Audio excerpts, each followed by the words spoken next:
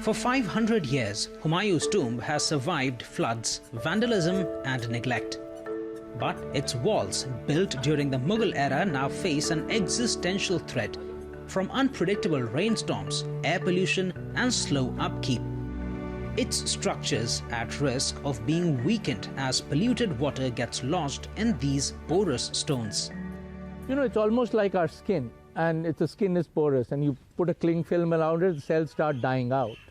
And in buildings which are generally meant to sort of breathe, all of a sudden your pores are being closed, the water is being retained in the sandstone or in the masonry. It's a cocktail of chemical reactions that are difficult to predict.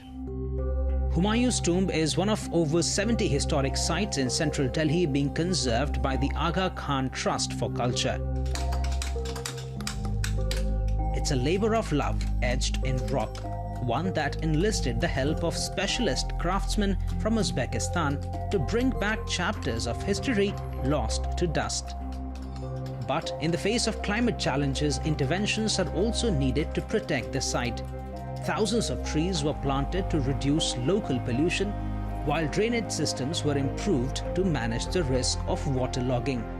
Water disposal system, your roofs need to be much more secure, much more in a state of alert all the time. Across India, heritage sites have suffered under extreme weather and modern development. In Jaisalmer, Rajasthan, a section of the 12th century Sonar fort collapsed after being battered by heavy rains in a wetter than usual monsoon season, while pollution and acid rain have caused visible discoloration to two of India's most iconic monuments, the Taj Mahal and the Red Fort in Delhi. The damage to the Red Fort is almost impossible to ignore. Run your hand on these walls and the soot comes away easily on your fingers. A result of decades of pollution from vehicle emissions, construction work and factory emissions. Researchers say that this deposit could permanently compromise this World Heritage Site and are calling for urgent action. The government says over the long term, its climate policies will help prevent further damage to these monuments. Officials say half of India's electricity now comes from renewable sources and the country will be carbon neutral by 2070. In the meantime, early warning systems have also been installed at many sites. Most of the monuments now actually have sort of a weather station to look at if there's an extreme rainfall or high wind, if there could be some sort of an early warning that can happen. But warning alone is not enough, as in warning doesn't do anything more than informing you. There needs to be adequate resources and funding for conservation of these places and protection of these spaces. Last year, India's main conservation body, the Archaeological Survey of India, received a 13% budget increase to $138 million. But some analysts say that's not enough. What they want is comprehensive risk assessments, regular inspections, and more funding for protective chemical treatments, without which they would only be chipping away at the problem. The Indus is the world's 5th largest delta system and home to the 7th largest mangrove forest, a unique ecosystem now under siege from erratic climate and man-made events. Seawater has increased salinity, while the flow of fresh water into the delta has dropped by nearly 80% since the 1950s. Sea intrusion is one of the biggest threats to Indus Delta now. It has been affecting the delta from the past 2 decades. In terms of just land, 0.5 million hectares of fertile land has already been lost. It's a combination of irrigation, hydropower, and the effects of climate change on glacial melt and rain patterns. Fisherwoman Aminat Bibi moved to the coastal village of Miru Tablu on Pakistan's Indus Delta 6 months ago. She and her family of 5 were forced to abandon their home in Mahmud Tablu, about 10 kilometers away, after rising sea levels swallowed their land. But here, fresh water is scarce, and fishing, once Aminat's source of livelihood, is no longer possible.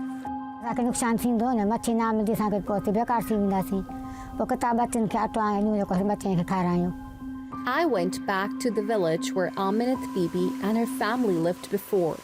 All that remain are the skeletons of abandoned villages, sitting in the ocean's incursion. This is the village of Mahmud Dablu near the port town of KT Bandar in the heart of Pakistan's Indus Delta. This area was once home to thriving settlements, but rising sea levels due to climate change have forced families to abandon their homes. The threat extends much further inland. Experts fear that major urban centers like Karachi could soon be affected. Karachi is extremely threatened by the extreme climate change, sea intrusion. We have already been facing urban heat islands and extreme global warming in Karachi. Karachi is already packed, and Karachi's absorption capacity is nearly zero. So people will migrate to other cities like Lahore, Islamabad, Pindi, Faisalabad, Multan. The fight to protect coastal communities and livelihoods here in Sindh began long ago. One of the most ambitious was the Delta Blue Carbon Project, launched in 2015.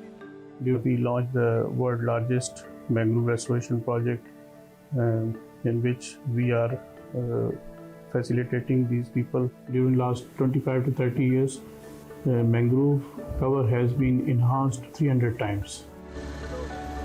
But it's an uphill battle. Pakistan ranks among the top 10 countries most vulnerable to climate change.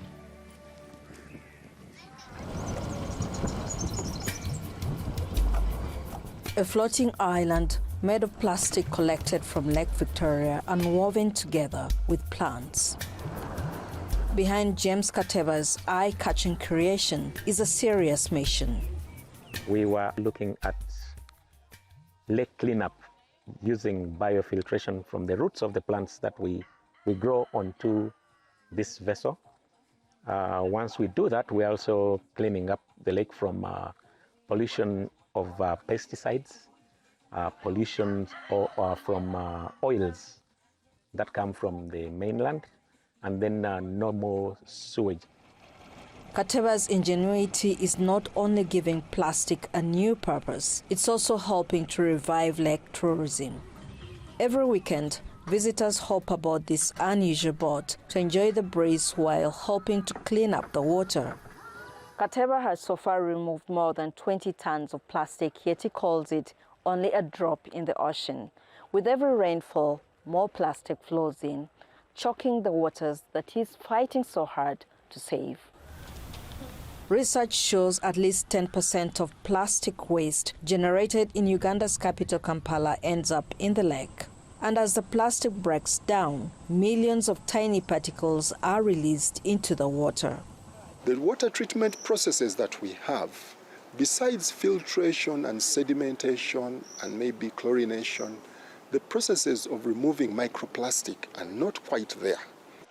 Making things worse are toxins from pollutants that seep into the lake, poisoning fish and other aquatic life and disrupting the fragile ecosystem. Eventually, you get to a point whereby the environmental services of the lake are no longer available to us like we know them. And especially the fish. It will definitely affect the fish at levels that we are not so sure about. Uganda has banned certain types of single-use plastics, but weak enforcement means the waste keeps flowing in.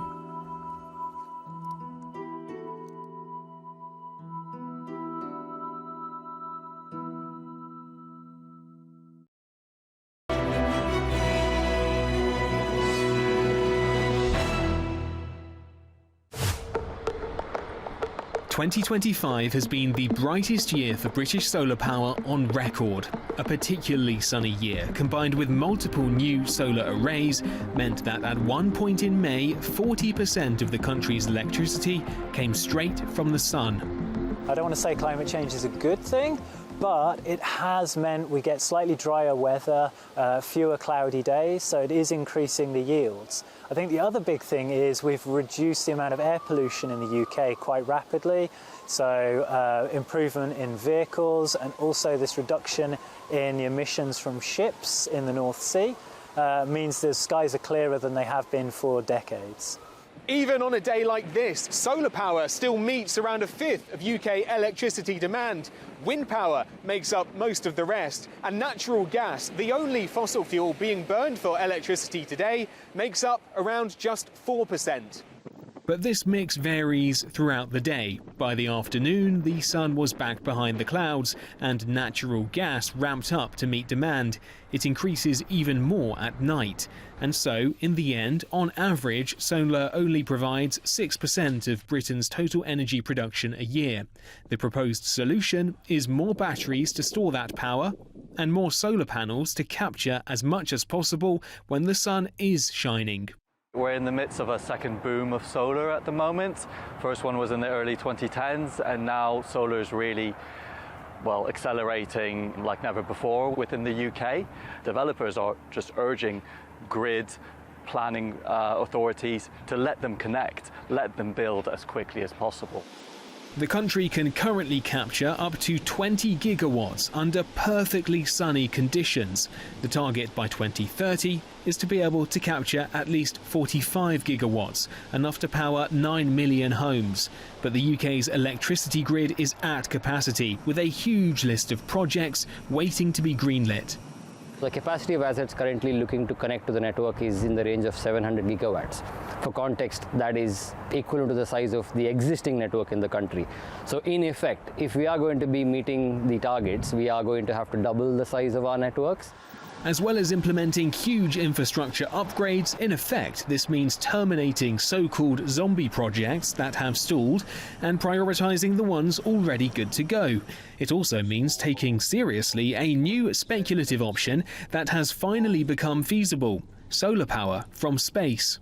It's really for decades been considered technically viable, but just too expensive, and that's because a high percentage of the capital cost is launching this stuff. And over the last 8 years, the cost of launch has really come down.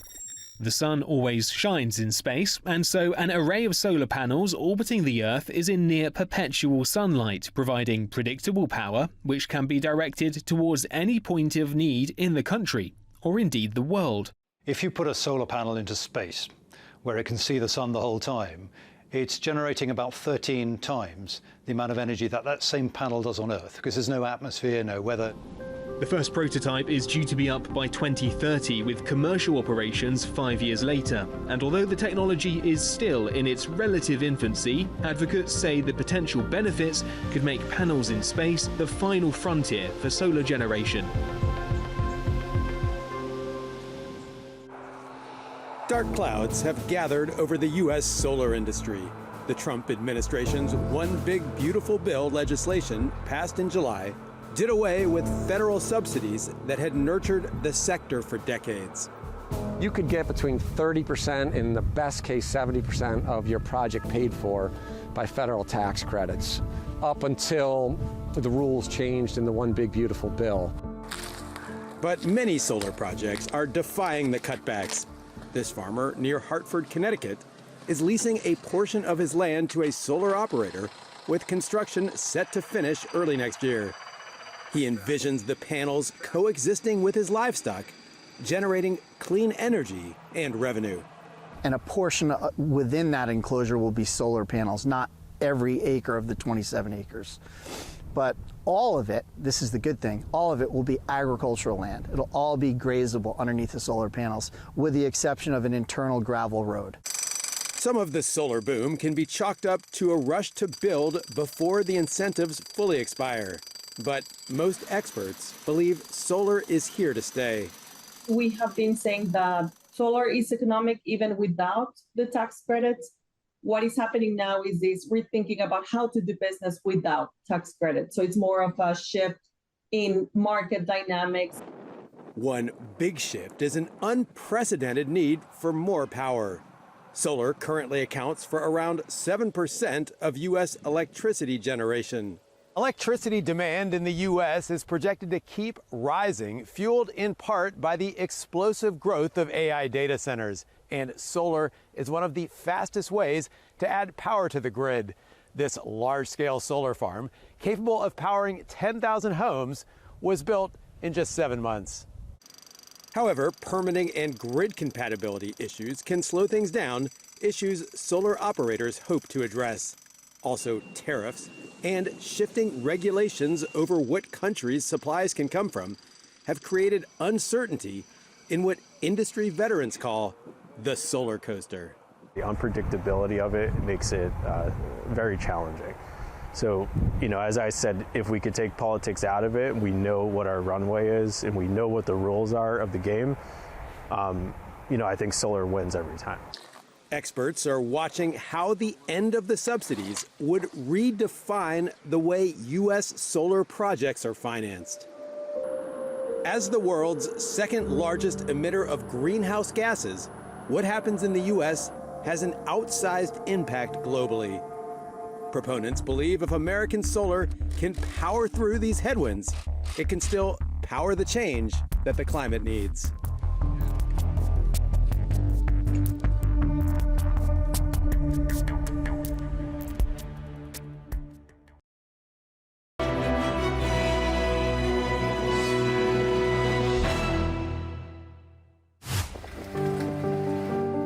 Once used for agriculture, this area near the Danish city of Aarhus is being converted into forests, part of a $6 billion government push to convert 10% of farmland into natural habitat.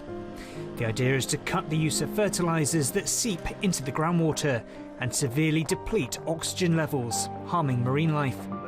Mads Flinterup is the head of climate and biodiversity for the nature management firm Helderskaper. He says this afforestation plan will breathe fresh life to Danish waters and to the country's climate ambitions. If we take the carbon-rich soils and make them wet again, then we will have better carbon sequestration in them. And where we do afforestation, the trees will sequester the carbon, and that will also mitigate the climate crisis. The European Union has pledged more than $700 million to support landowners who participate in this environmental transition. Through projects like this, the Danish authorities plan to plant 1 billion trees over the next 2 decades. This scheme is slowly taking root, but the European Union's anti-deforestation plans are struggling to get off the ground. Back in 2023, the EU adopted a landmark proposal that would ensure palm oil and other imported commodities are sourced from vendors that don't contribute to deforestation. But implementation has stalled, with the new law at risk of further delay, or worse, put on the chopping block. Some lawmakers want more time to mitigate disruptions and avoid economic shocks. But Helena Wright, Policy Director at the investor network Fair Initiative, says this uncertainty is harmful for trade and the environment. A lot of people are emphasising, obviously, the geopolitical context and security are coming up as big issues. But there was a lot of people from the business community and others pointing out we need to maintain the focus on climate and on deforestation. Uncertainty is also a criticism levelled at the EU's 2040 target to cut 90% of carbon emissions compared to 1990 levels, largely because of so-called flexibilities, such as the break clause, to soften the target should Europe's forests fail to absorb enough carbon dioxide to compensate for industrial pollution. In the past decade, climate impacts and increased logging have caused the amount of CO2 absorbed by trees to fall by a third. Proponents say they're being ambitious while staying pragmatic. But Lena Schilling, a member of the European Parliament for the Green Party, calls it a weakening of the bloc's climate credentials. What we do is not to take the ambition to strengthen our forests, to have the deforestation regulation, to have forest monitoring. No, we just weaken our own targets and then be like, yeah, but with the forests we have a problem. So just weaken the targets and not take action, and that's so senseless. You could never explain it to a child or your daughter or whomever. Schilling is among lawmakers pressing for the bloc to deliver on commitments it's already made. Meanwhile, countries like Denmark are forging ahead with their own climate initiatives, hoping to keep Europe's broader environmental targets on the right path. From the great classics of gastronomy to the latest culinary techniques, trainee chefs here at the Copenhagen Hospitality College are building a foundation in classical French cooking. Christian Finns is the college's project manager and also a trained chef. He says the programme seeks to transform eating habits and perceptions about plant-based meals. When you talk climate-friendly food, sometimes people don't think it tastes nice because it has to taste climate-friendly, but that's not the point. It's like just vegetables that has to be perfectly seasoned and perfectly cooked, and maybe also with a lot of creativity, and so that's what we are learning to teach the students.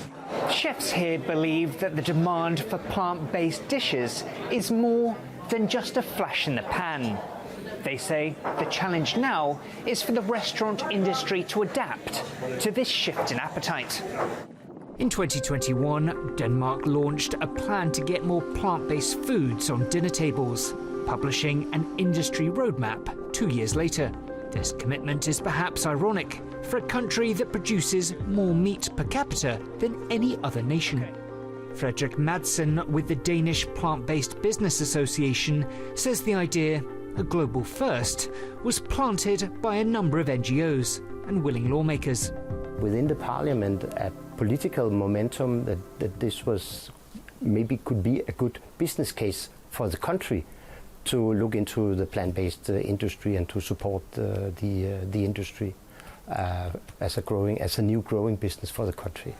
Having whet the political appetite, advocates now sought to win over the farmers by including their plan in a broader deal that also supported the animal industry. Louise Johansson is the head of programmes at the Vegetarian Society. She says the country's meat-heavy history can be a selling point for other nations looking for a similar approach. We will also be relatable to other countries as well, because we are definitely no angel. And that way, but still, even if you have a strong animal sector, you can also still have and work upon creating a strong plant-based sector as well. 80% of Denmark's agricultural land is used for livestock and feed crops, both major contributors of greenhouse emissions.